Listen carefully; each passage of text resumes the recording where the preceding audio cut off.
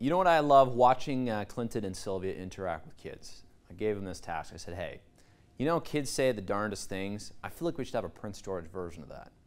That's what we're doing with school. We're going to get another edition of it today at Buckhorn Elementary. That's where Clinton and Sylvia went to visit to talk about the color yellow. That's what they told me to expect. So, without further ado, all that and more on CKPG Today.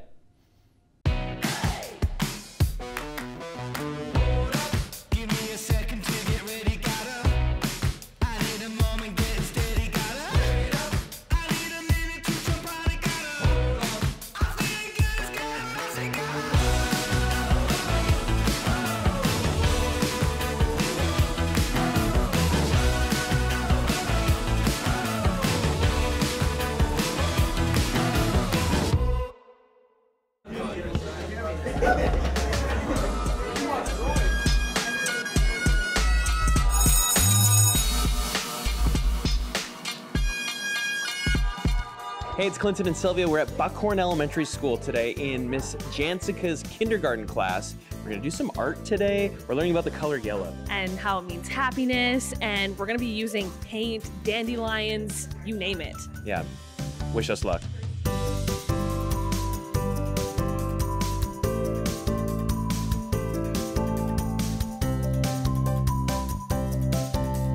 What sound does a bee make?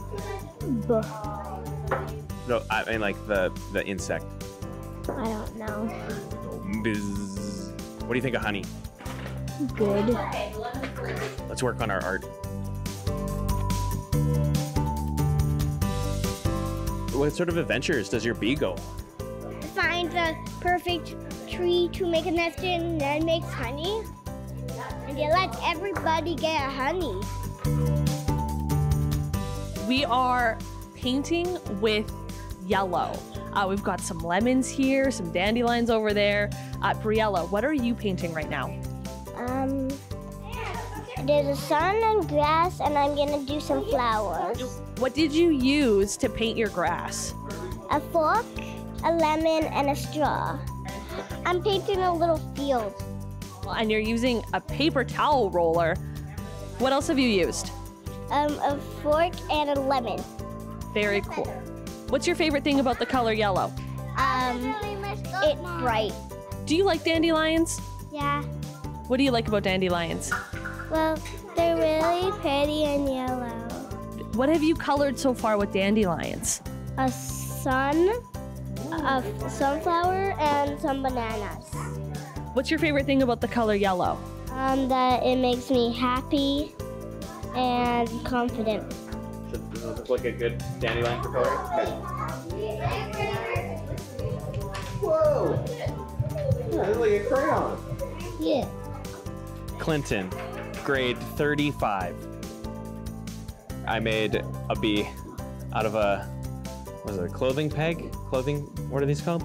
Clothes peg. I haven't made one yet. Okay, get in there. Okay. This is Beaver the bee.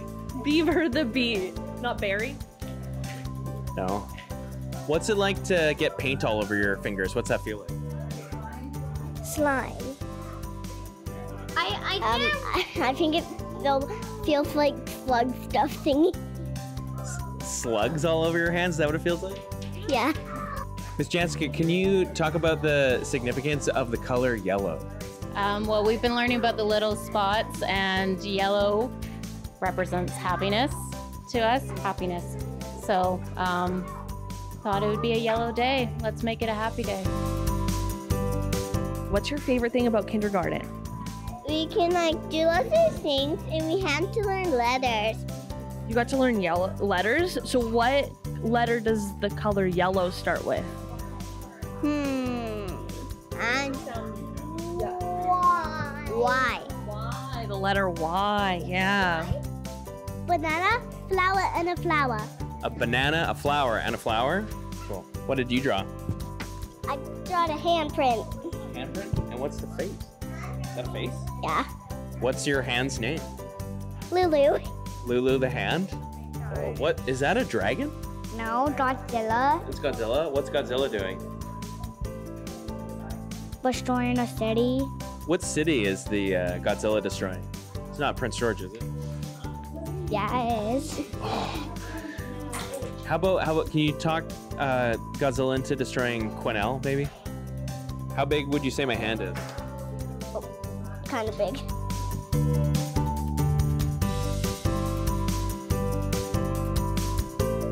Can I see Lulu the hand again?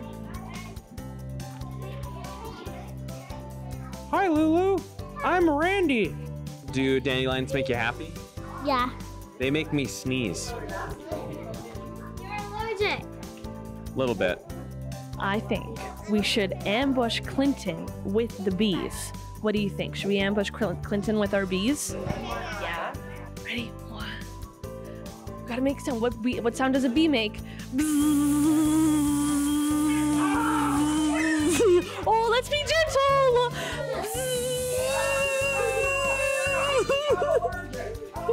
Well, me, Randy the hand, Sylvia, we've had a great time in Miss Jancica's grade 1 kindergarten class, doing all sorts of art. We made bees, made hand art. Do you know this was painted 100% with dandelions? Pretty cool. Lots of cool things that you can do with the color yellow. Yeah, makes you all happy. Till next time.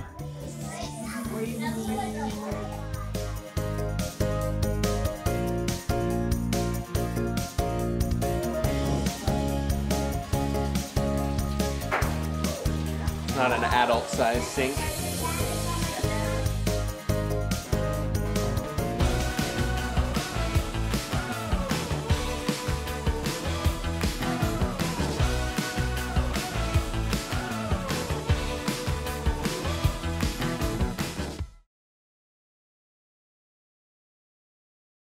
We like to do these get to know you segments on the show, and we got another one for you today. A recent guy that started in the newsroom, Nick Dubé. Thanks so much for making the time to chat today. Yeah, my pleasure. So tell me a little bit about why you came to Prince George here.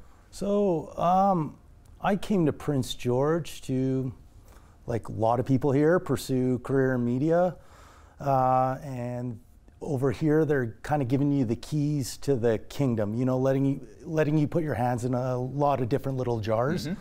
So just like the Today Show today. Just like the Today Show. So that will allow me to maybe perfect other aspects that were that needed a little fine tuning. So I like it. Okay, yeah. And the other thing, obviously here, we're wearing Oilers jerseys for a good reason. Now, Nick, you're a huge Oilers fan. Big time. Okay, oh, yeah. When did your Oilers fandom start? Oh, my Oilers fandom started when I was a kid in Edmonton, right? So I grew up with it. Me and my friends watched it. I mean, we had some rough years in the mid-90s, you know, but we've had a rough 30 years, barring a couple exciting moments. But now it's, you know, we got the chosen one. We're going the distance. It's a team of destiny now. Yeah, I thought this was actually the perfect time to do like a little get to know you segment because, I mean, you're an Oilers guy, I'm an Oilers guy. They're in the Cup final. Yep. What more could you want? Nothing more, man. Oh, the only thing more I want is the parade. Yeah, you want the parade. I want the parade. We've been waiting a long time for the parade. Me and my friends, it's been a long time of heartbreak. Nothing like Canucks fans, but it's true. Yeah. But yeah, this year's our year. I have zero doubt in my mind that we're ready to go. I like it. For those who are wondering, yeah, well, how did I become an Oilers fan? Eric Brewer, who of course owns the Prince George Cougars now, that's what started my obsession with them. So this is my fandom doesn't go back as far as yours because obviously I'm a little younger, but I didn't get to see all the Cups when you lived through them. Yeah. So I don't even know what's about to happen. Hopefully. Well, you know, I was pretty young as well. I remember little pieces. I remember the parades. Yep. I remember pretty much that's it because I wasn't really watching hockey. I was a little too young, but now it's thirst, man. I want it bad. We all want it. Me and my friends, this has been 30 plus years of sitting around waiting for it to happen and never having any hope. This is true. Till now. Well, I guess last year. It's also last year we were, it was expected. Yeah. In 06, it was a surprise. Yeah. So last year hurt because I was pretty sure that was it last year, but now we're better than last year. I like it. So you're a big guy into the stats and all this stuff. I want to turn the conversation back to you as well, a little bit about you as a person. Before you came to CKPG, you got an illustrious history. I don't know what you want to say, but like you've been anywhere and everywhere Yeah, I used to travel working for Emirates Airlines. Yeah. And, yeah, just Not everyone gets to do that. No, I got very fortunate. I mean, boatload of travel and get paid for it. Yeah, so, no kidding. and lots of adventure, lots of sporting events, concerts, sites. So yeah, very, very fortunate, but at some point you kind of have to grow up a little. And for me, it was pursuing a career I wanted to pursue. And yeah, that brings me here. And I mean, we'll see where I go from here. Yeah, well, I mean, hey, Prince George is like a mini Edmonton. Lots of people said this. A, because the refinery is, you know, it's kind of like Edmonton in that way. But B, because it's just laid out in a similar fashion. But yeah, for you, like, what is it about journalism that you like so much? There's a few things. Telling a story, bringing a story to life, especially when that person doesn't have the voice to put it out there. Yep. You know, that, and to be honest, I like the reaction. I like the reactions from people, friends, family, people in the public. Even when I was in school, there'd be people around school who had seen this stuff I'd done with certain restaurants, with charity initiatives or whatever they're doing. And it was good to, I guess, spread the message, you know, help out where you can. Journalism's important, right? Otherwise it's a bunch of misinformation. And if constantly fighting it. Yeah, so I just want to kind of be maybe more part of the solution and bring some good stories and some cheer to people maybe. I like it. Okay, let's do some quick hits here. Favorite kind of food? Favorite kind of food, Mexican. Mexican, yeah. Okay. Tacos or just any Mexican? Yeah, any Mexican actually, yeah, anything. We'll find you on La Katrina's patio. Favorite kind of drink? Favorite kind of drink? Is it pop? Is it like a cocktail? Is it beer? You know what? I've turned more into a beer guy, but if I had to pick an actual cocktail, I'd probably go for a Negroni. Okay, yeah. I like it. Yeah. I like it. And the other thing I wanted to ask you, what is your ritual for the Oilers winning? Do you do anything crazy? I got a little group chat with my friends for years and years and years, and we have gifts we send one another. And after every goal, there's a gift sent by me every single goal for every years. Single one. If you went back in you'd every single goal, every playoff goal, there's the GIF in there. I won't say what the GIF is. Might have something to do with Ric Flair. Okay, but, I like it. There's that. But my ritual is, I listen to the Sandman Metallica before I watch the game. That's my guy. Okay, well, thanks for coming on today, Nick. Great to meet you, and great for Prince George and Northern BC here to get a taste of what you're all about as well. Hopefully the Oilers will be hoisting a championship just like Mr. I promise you. It's good. Awesome. Thanks, Ben. Thank you.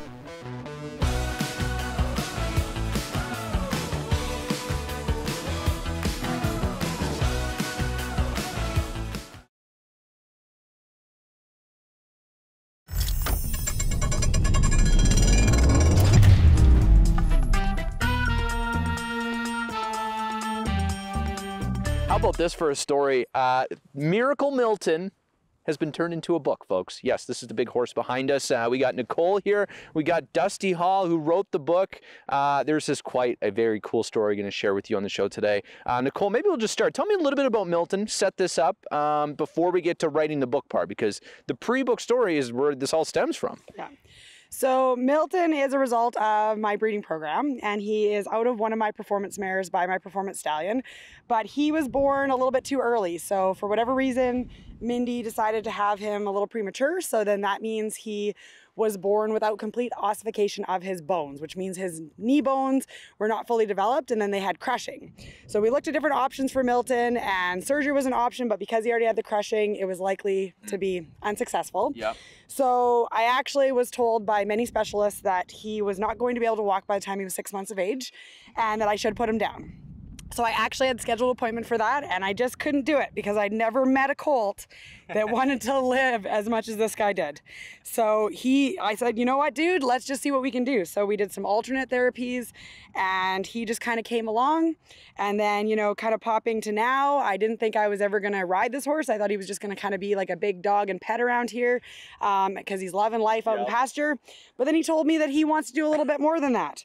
So he decided that he wants to maybe be my trail horse, and And so last year he started packing me up mountains, and he hasn't missed a beat. Wow, crazy about Miracle Milton here. You can see, folks, very photogenic horse.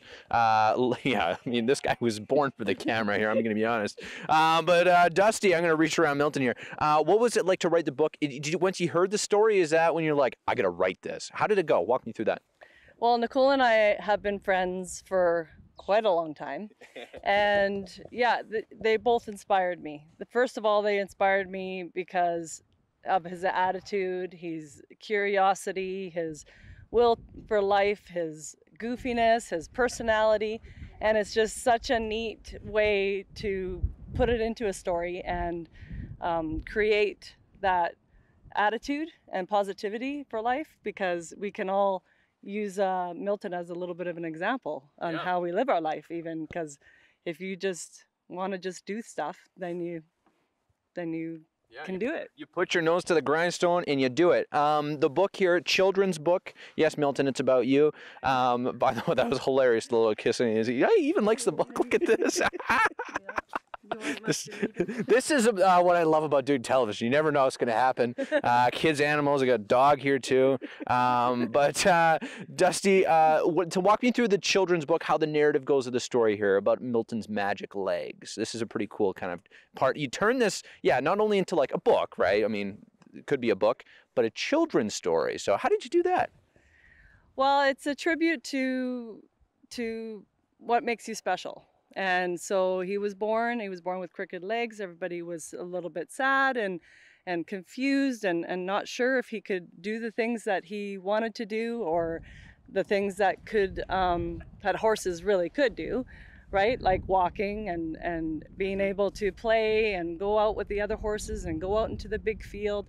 And so this is just a little bit of a journey about that, so that he, with Nicole's positivity as well, like she did these little straps on his legs, and that helped with that's what's on the cover there, right? Yes. Yeah, It's actually KT taping. KT tape. Oh wow. Yeah, okay, so that's the same stuff I use. Yeah, so we did KT taping on his legs and looked up how to do that to help support those legs. Wow. Okay. And KT tape on the front there. Yeah. Yeah, and she had this little, what was it, a red? I have Revitavet lights, so they're infrared lights, and so we would do infrared lights every day, and then I would actually squirt turmeric paste down his throat just to help reduce the inflation in his knees. So that's some of the alternative therapies that I did. So it's like caring for a baby, really, in a different way, a big horse one. So lots of nutrition. She fed him, turmeric and lots of different vitamins, and it helped with his treats. I called them in the book, but it was all nutrition, and he just loved his treats that he got from Nicole. And she would do a little routine all the time, and he would hang on to the little bag and fling it around, or play with the balls, or splash in the water, or do all these things. He's a character. He's just a character. He just loves to do stuff. Now, curious, so. I've got to ask, have you ever had a horse, one of your horses had a book written about it, or is this number one? This is definitely number one. And, I got to give it to Dusty too, because, she talked about this in 2019 and 2020, and for her to actually make it happen, I'm so touched. Like, I'm trying not to cry, actually, honestly. So it's very touching. That's awesome. It's so cool watching local authors do great work like this. Dusty's your first book, children's book. I mean, couldn't have picked a better topic, I think. I think he's a fan of it too. Yeah, real fan. But people can find this book at local bookstores, right? Eventually, yes. Right now, I'm asking everybody to buy it from me personally. Okay. I'm trying to make back a little bit of my investment. So it was 4 years in the making about. So eventually, I'm gonna do a big launch at the Books and Company and locally. Then eventually we'll be able to get it online too. So awesome. Okay, well, thank you for your time today, Mr. Milton. Great subject or interview. I'll let him get here doing what he loves best, just walking around doing Milton things. But thanks for your time too, Nicole. Thanks, Dusty. Thank you so much. Awesome. Watch for that date in the future, and get your hands on one of these books. These are pretty cool.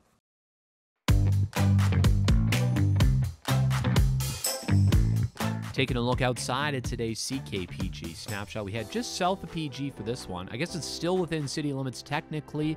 Jane Ritchie caught this shot, the Dandelions and the Blackburn Heritage House. That Blackburn Heritage House is a lot of history in it because R.J. Blackburn, of course, a big part of the namesake of the area, lived there. They had a homestead in the area, and then he had his famous potatoes, which he sold to CN Rail as well.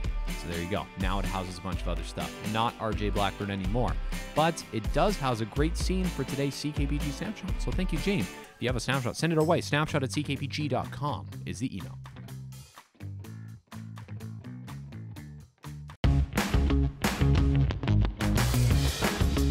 Hey there, got an idea or suggestion for the show? Reach out and connect through our social media or send us an email at letstalk@ckpgtoday.ca.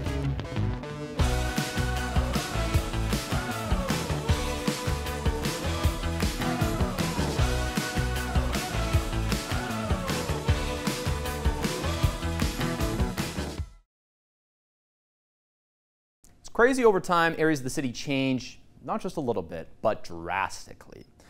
Whether it's the Queensway farm, I mean, there's still a slice of that history there, right, on Queensway. But farming on the edge of Peden Hill, you know about that? Maybe you remember it. Well, yeah, it wasn't even that long ago if you look back in local history. We're going to talk about it today on the show.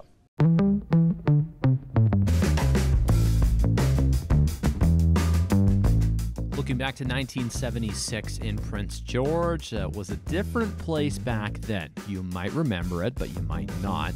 Peden Hill, that area there below Peden Hill, was, yeah, a different district than what it looks like today. And there were a lot of different kind of folks who lived there, including some pictures of what you see here, even a horse in somebody's front yard.